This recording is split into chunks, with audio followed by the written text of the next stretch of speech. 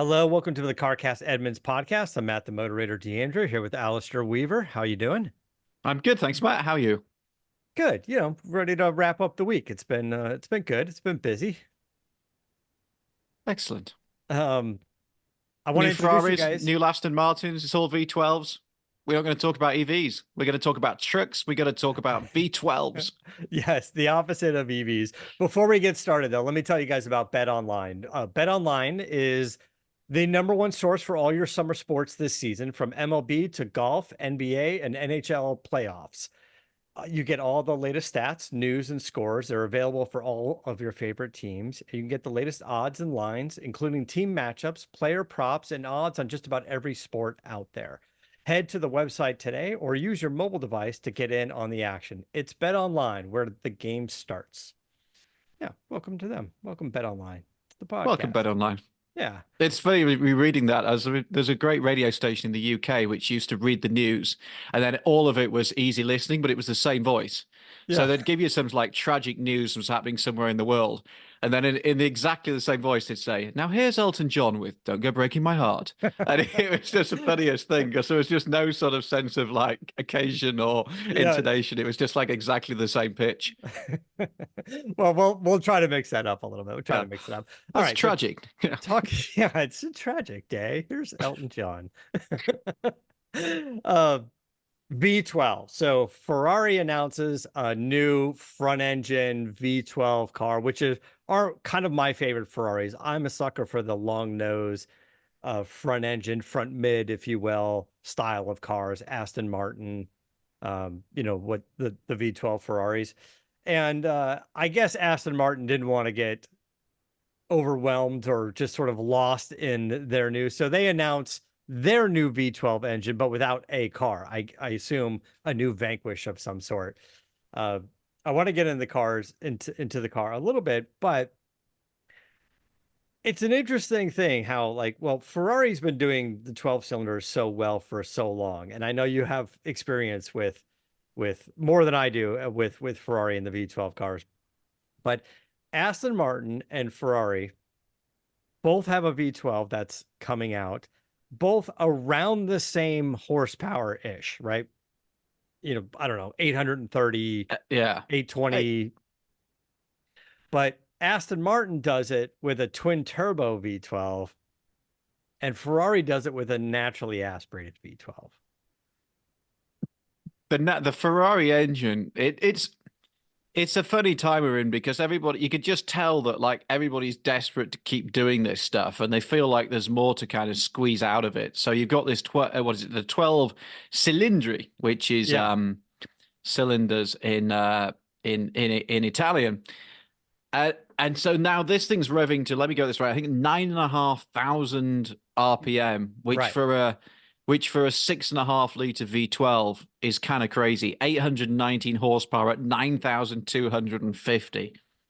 Torque, as you'd expect, not quite as impressive, but still 500 pounds-feet. But wait for it, the peak torque is at 7,250 RPM. So it's probably reasonable to assume this thing will be reasonably peaky, but then reasonably peaky is probably still okay when you've got 6.5 liters of capacity. And it's fair. I did the I think about like V12s. I remember driving like the 550, the 575. 550 was manual. 575 was the flappy paddle single clutch gearbox. Then into the 599, which I was lucky enough to drive across. I did the Pan American routes. I drove on through Bolivia and stuff, which was an amazing journey many years ago. And that was flappy paddle. And then you got into the 812 Superfast, which is the predecessor to this car. And I remember going to, so it's a bit like at me, but I remember going to Fiorano for the press launch of that car. And just thinking, this thing's nuts. And this was before they did the Competizione version and everything else. This is like the standard 812 Superfast. And it was almost like it was almost like too fast. Rear wheel drive, nearly 800 horsepower, sideways everywhere. I mean, beautiful chassis, beautifully balanced, wonderful car.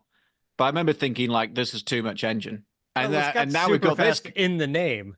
It was like, yeah, and it was just like, wow, this is a lot for the sensors. And now we've got this 12 Cilindri, which is even more horsepower. I'd have to compare the weight to the one to the other, but it's obviously not as heavy as an EV or something.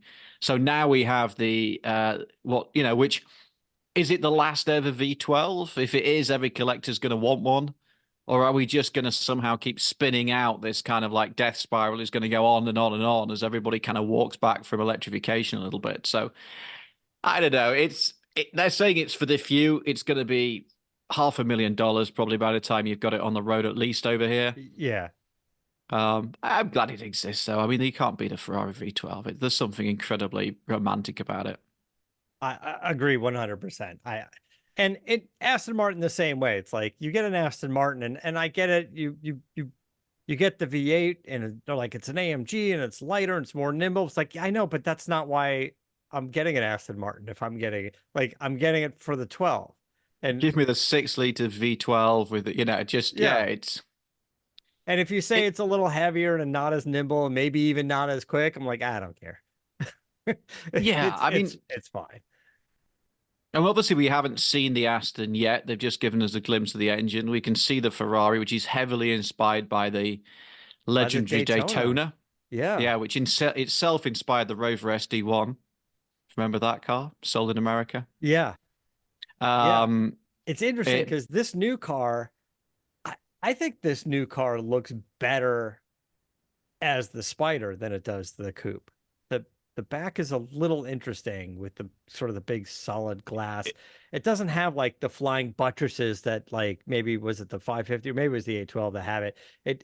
It just seems a little bit bigger, wider, flatter, the new car. Yeah, 599 had the big sort of elongated thing, but Yeah. I agree with you. I mean, because the Spider's got the sort of budget, the Spider's got the what do you call it, the flying buttresses. It's got that sort of almost like a speedster type rear end, but I still don't like it, man. I mean, it's obviously inspired by the Daytona. The nose is very Daytona-esque, but they're saying, well, it's not really a retro car. It's also about looking kind of to the future, and it's just a lot, though. Somebody put it, I can't remember where I saw it, but they'd put a picture of it next to a Daytona, and the Daytona is such an iconic design, but it's an iconic because it's just beautifully proportioned and incredibly simple. And then you look at this, and I know it's aerodynamics and it'll do over 200 miles an hour and everything else. It's another very complicated design. And for me, the really beautiful Ferraris are the, 250 short wheelbase, even through to like the F355 from the late 90s.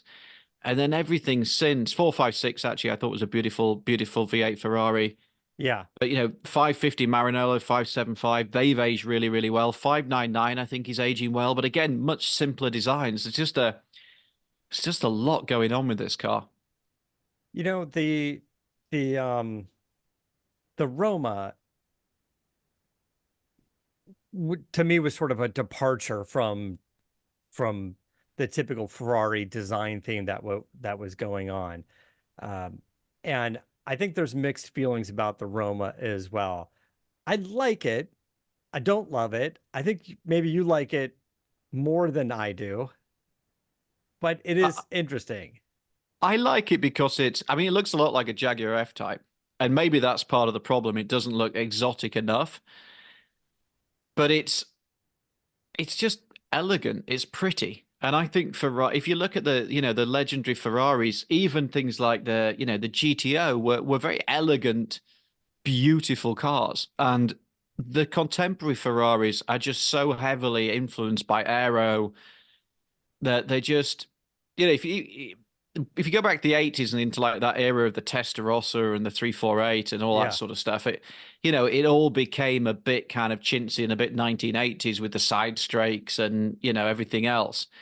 And then like the 355 brought it back to being beautiful. And now today, particularly the V8s, they're so heavily aeroed and a bit kind of F1-ish and everything else. Whereas the Roma's very elegant and beautiful. But you're right, it just doesn't seem to be capturing the imagination. And I know, some of the used values aren't that strong. People just people haven't fallen in love with it. But I haven't driven it. Have you driven it? I haven't driven the Roma yet, actually. No, that's one I'm sure it's a wonderful. I'm sure it's fantastic to drive, but there's just something about it that's like feels like Dino to me. Like maybe it shouldn't have the Ferrari badge, and maybe it is a little different than what Ferrari was doing at the time, like what it's doing now. But now that you look at the the new car and you're like, well, I can kind of see a design trend of the Roma, influencing the new car, the Cilindri. So maybe that's the direction they're going in.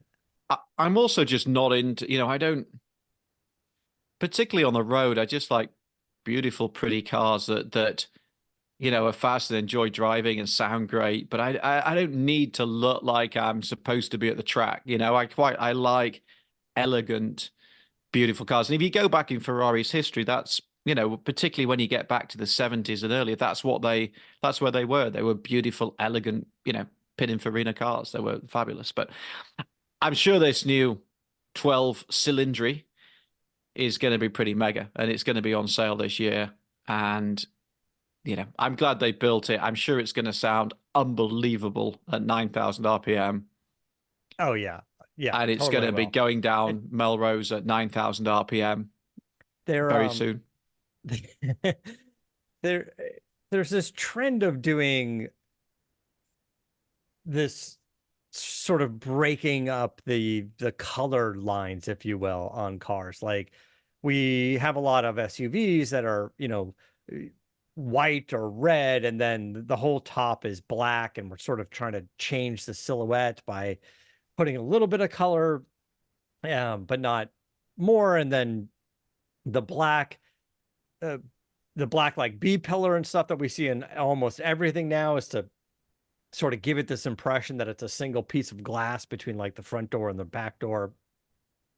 And on this car, on this new Ferrari, they're kind of doing it. Like when you look at the hardtop version, um, it has, I assume that's a piece of glass that's going on, sort of this weird shaped kind of piece of glass of above you, and then in the back there's glass, but then it kind of where it meets the fenders, sort of these wings coming off the back. I think that's carbon fiber. And then on the Spider, the color stops and the whole rear of the car is just like carbon fiber. Yeah. I And think that's why I like the Spider. I agree with you. I think the Spider just looks a little bit more elegant and beautiful. The weird thing is that, I mean, both of us are looking at pictures. I haven't seen it in the yeah. metal yet, or in the carbon. Yeah, And I mean they some just of these posted it cars like online. I don't think look, anybody's seen it. yeah, some of these things look better when you actually see the light reflecting on them and the proportions kind of come out. It's just it's a busy design, particularly around the rear. So it will be interesting. Yeah. And, Like I'm we're sure it will drive sensationally well.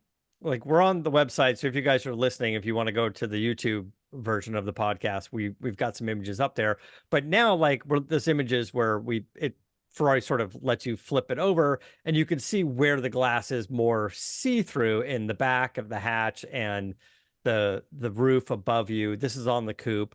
And then how it blends into the black. I guess they could have done red. I guess they could have done some different things, but I don't know. It's just a trend. It's just a style trend that I see happening.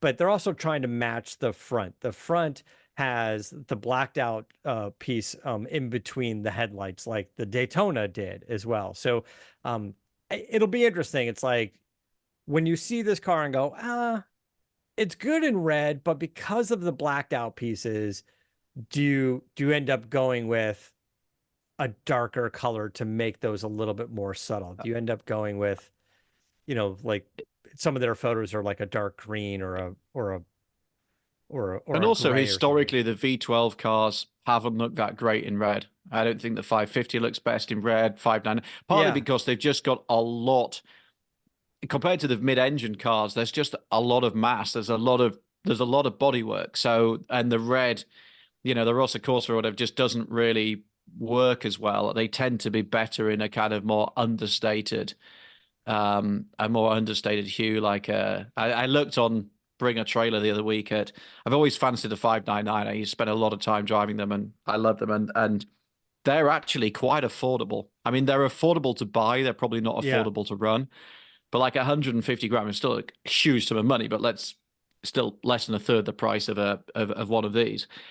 They're an amazing car, but they definitely look better in like a dark blue or something like that, something a little bit more understated. It's funny you were saying that. I was at an auction and I just couldn't stop staring at this I believe it was a 599 now that I'm thinking about it. And it was like a blue note with a Bordeaux interior. And it was just like a little bit dark on the blue side and dark on the red interior side. The blue note with the Bordeaux was just really nice. It and you when you see the car there in person before it even goes up on an auction block, just seeing it there under the lights, you're like, I get it. This is such a good color combination. And There's always that saying, isn't there? You yeah, buy your first Ferrari you buy is red and tan, and yeah. then after that you never buy another red one. So I don't know how true that is, but I don't or know Tour because de I know France blue or something would be lovely. I know some guys that have several Ferraris and they've all committed to the red. They're like red, just every Ferrari they have is red. And I was Mm. like, all right, whatever. I mean, they're a better man than I am because they could buy all those Ferraris. I all I could do is bitch about their Ferrari color choices from afar with no Yes, Ferrari. I wouldn't. Yes, I wouldn't have chosen the red myself. Yeah, which is why I didn't get one at all. Yeah. I'm gonna pass completely. All right, so Aston Martin. Aston Martin is assuming they're coming out with a new car, probably a Vanquish or something, but they didn't Well, want they to said you will not be vanquished, so I think they're bringing oh, back the really? Vanquish name. Yeah, so that's the Oh, that's right. idea, Yes, yes, yes, yes. and it's funny because Aston has done a deal with Lucid to basically share EV hardware with Lucid, and so they're trying to future-proof themselves, which seems like a smart move to me because for all Lucid's sort of, Lucid's not having the easiest time, but their fundamental hardware, the motors and everything else is really impressive. The packaging and stuff is fantastic. And so Aston is looking at doing it is looking at bringing EVs, but they're kind of saying, maybe the world's not ready, or maybe that's something we're going to. In the meantime, here's a V12, here's a twin turbo V12. Yeah. So I don't. It's We're hard to know like where they're going with this. Whether the EVs, I think the EVs might be pushed back a little bit, and we're hearing that from an awful lot of people. And then they're going to have this twin turbo V12, and Aston's in a funny place right now. Obviously, they've got the F Formula One team, which is doing well. Lawrence Stroll, who made his money with Tommy Hilfiger, amongst other stuff. He's now sort of, I don't think day to day running the show, but heavily involved. So there's a lot of interesting times ahead. I mean, this is the car company that has basically never made money. There was a period when Ford owned it where they claimed to have made money, yeah. but somebody at Ford told me, well, if basically you can amortize all the R&D across Ford's balance sheet and not your own, then it's not that hard to look like you're making money. Yeah. Then Yeah, exactly. When you're using a bunch of Ford parts and stuff. But, if it was making a lot of money, then they probably wouldn't have sold the brand. So, yeah. no. There was also this with DB, David Brown of DB5 and DB6 fame. There was Yeah. like one of his friends famously asked him whether they could have a car at cost. And he said, sure, that's like an extra £20,000. And this was like in the 50s somewhere. But anyway, great. Yeah. It's one of those brands. I think it's been propped up by James Bond forever, but it's at an interesting place right now. DB12, the new DB car looks great. DB12, isn't it? And then the V8 Vantage has had a big facelift. Yeah. Now Nice. this is coming. Stepped up their game on the interiors. Yeah, Finally got decent infotainment systems, and the SUV, the 707, is the newest version is getting that tech as well. So that's it going to is. be That's just got a much nicer interior. And I drove that car, and it's a nice thing, but they got burdened with a really old school Mercedes. They did a deal with Mercedes to use Mercedes tech.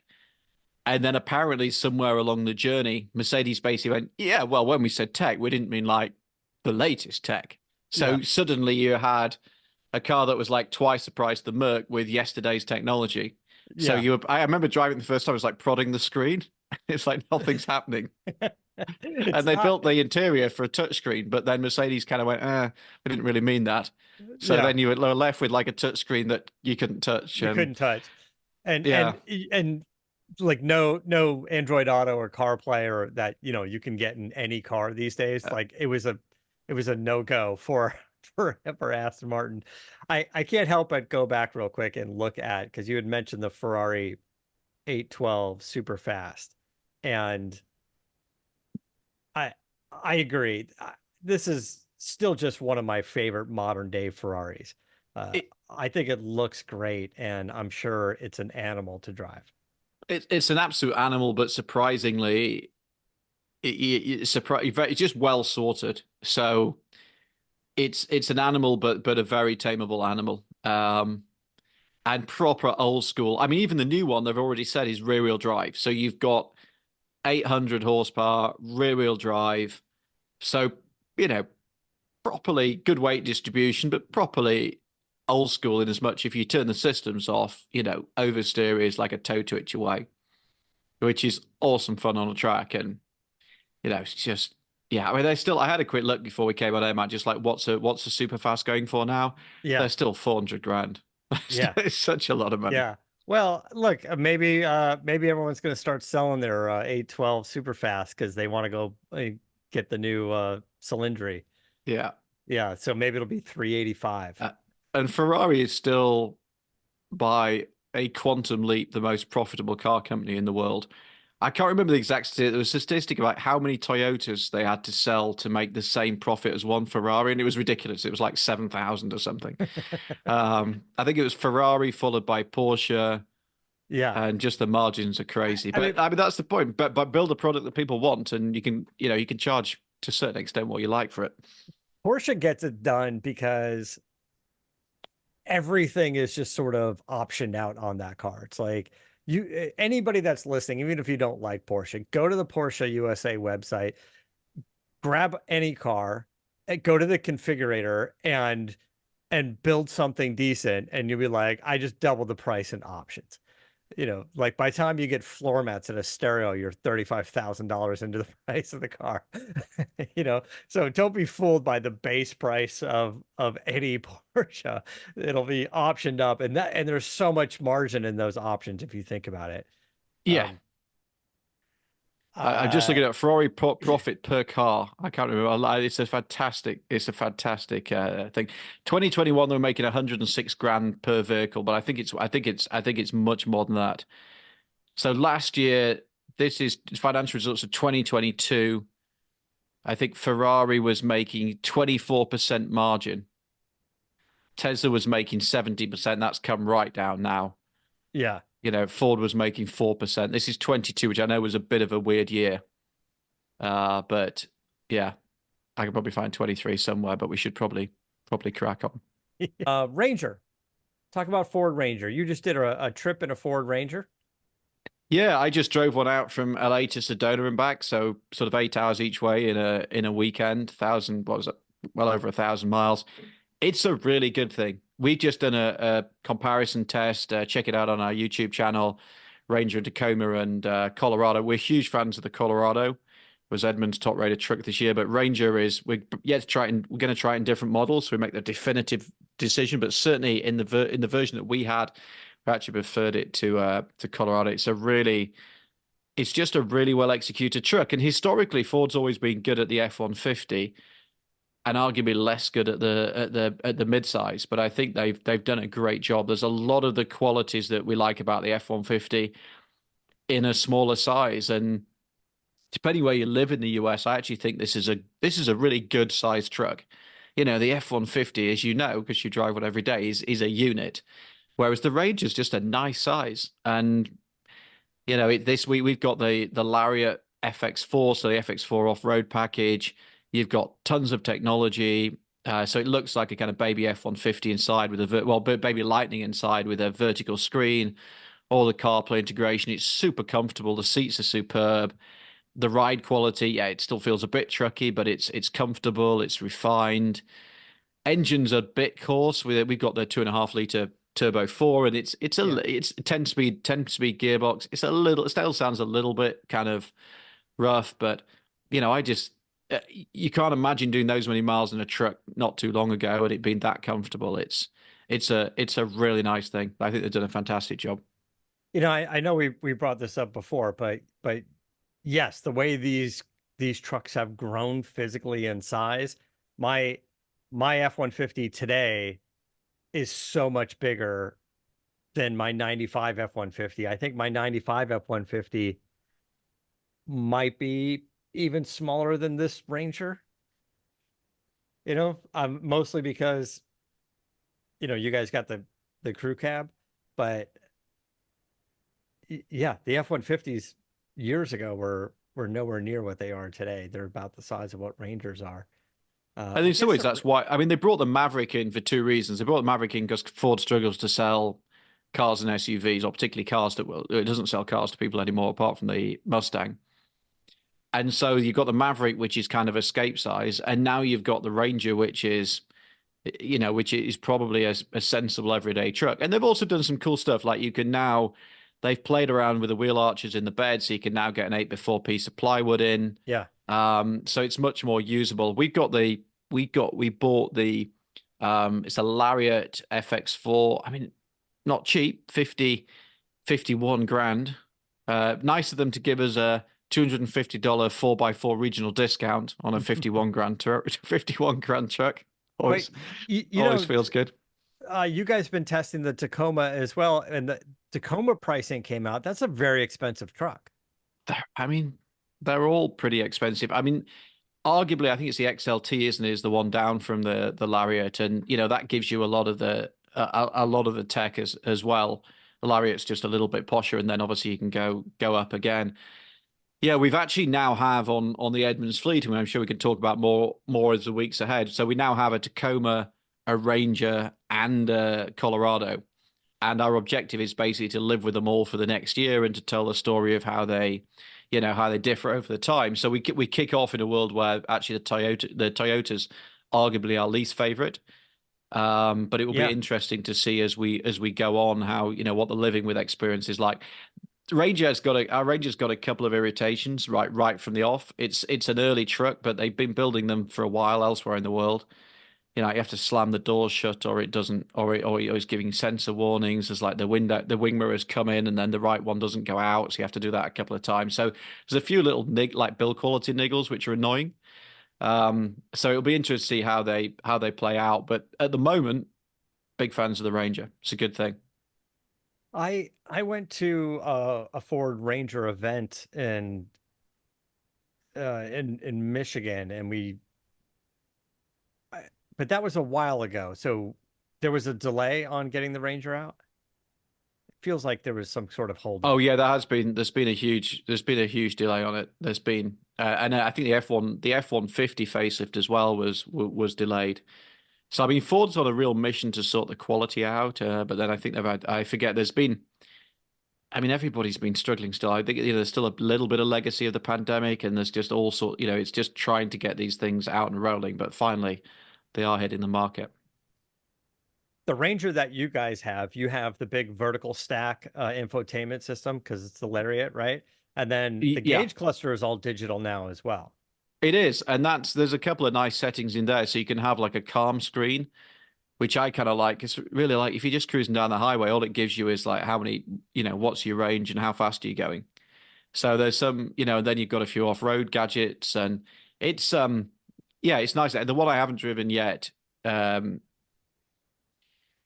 haven't driven the fast one yet, sadly. The I've only Raptor. the Raptor. I've only driven the normal one, but even it's a good truck, and it's in the way that the F-150 is. This is definitely a vehicle that you could use every day and live with quite happily.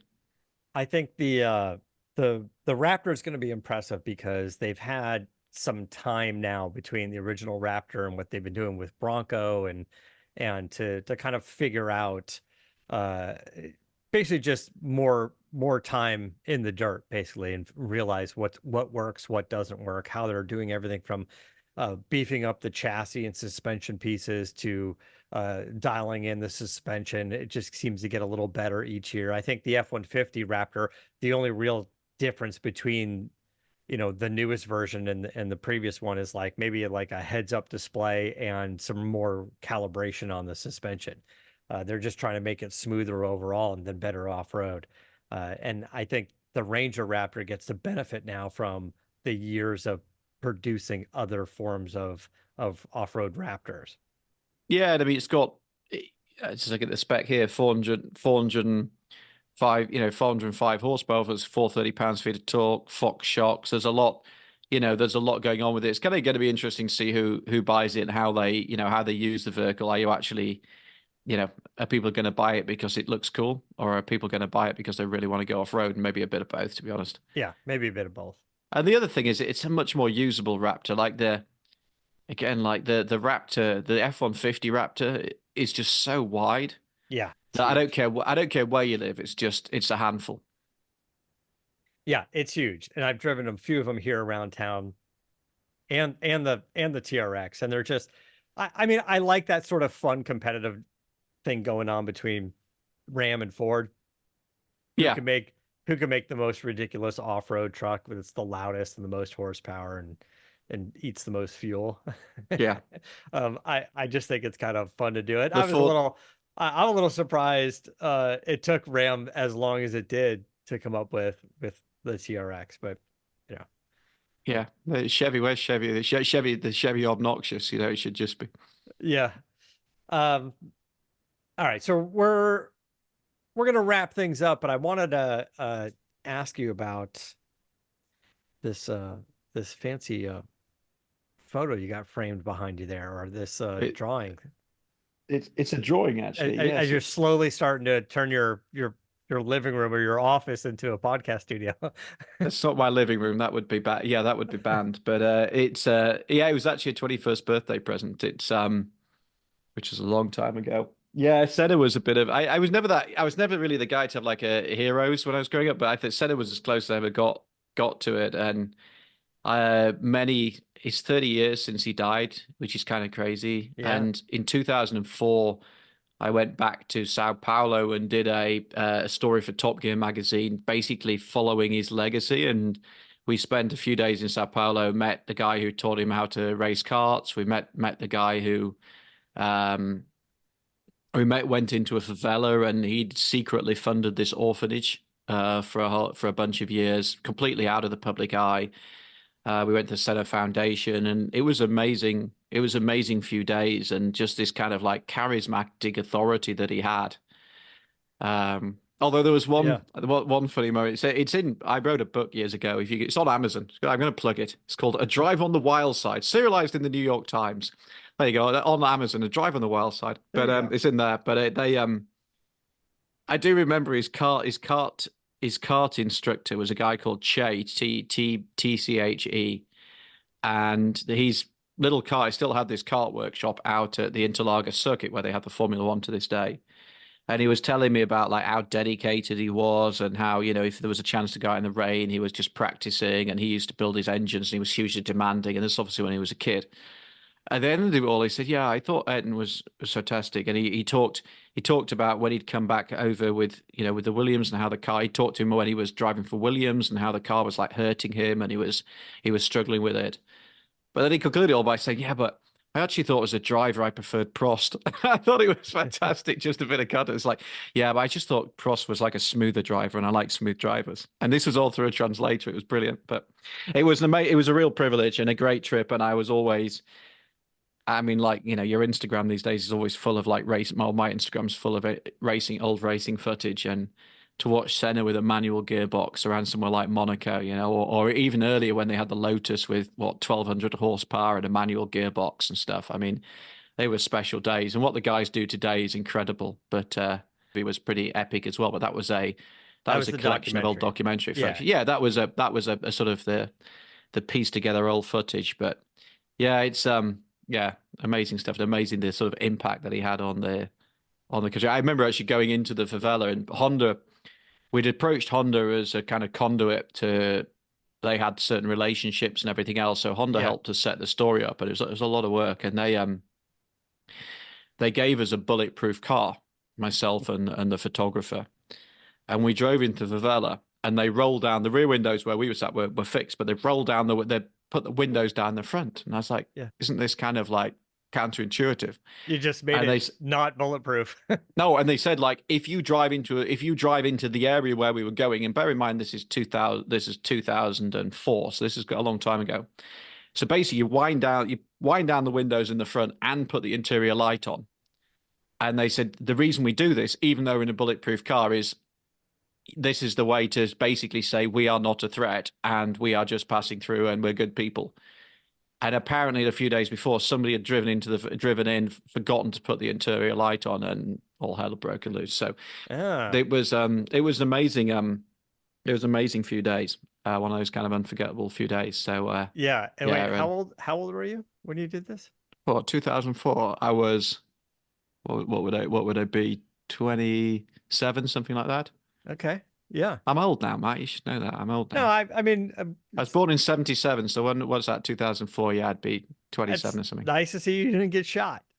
Oh, I'm still here. Yeah. Um, But yeah, amazing people. uh, And I should say as well, I was talking about that, but like going into Vela and meeting all the people in this kind of orphanage and everything else, they were amazing. It was amazing people and amazing story. So it was really, I only have positive memories of it. yeah, it's good. And I like the drawing you got behind you now, which kind of sparked the Yeah, whole thing. that's like Yeah, pride now and I don't joy. remember what was up there before that you took down and swapped Uh, out. I yeah, my wife keeps threatening to redecorate this room, but for now it's staying in. I never smoked, but if I had smoked, I'd have smoked Marlboro after Senna. So Yeah, after Senna, but probably can't say that now. nah, smoking's bad. Um, all right, Don't we're gonna smoke. It's a wrap terrible things thing. up. You guys can, of course, always go to Edmunds.com and you can get your car reviews and you can see all the good stuff that these guys are doing, all of the videos. The video that you mentioned about the Ranger and the Tacoma and the Columbine. That's we also have we talked about it last week, my Hyundai Ioniq 5N video, which Yeah. if you can bear more of my voice, that's going live. Well, it'll be live May the 3rd, which is today, our time.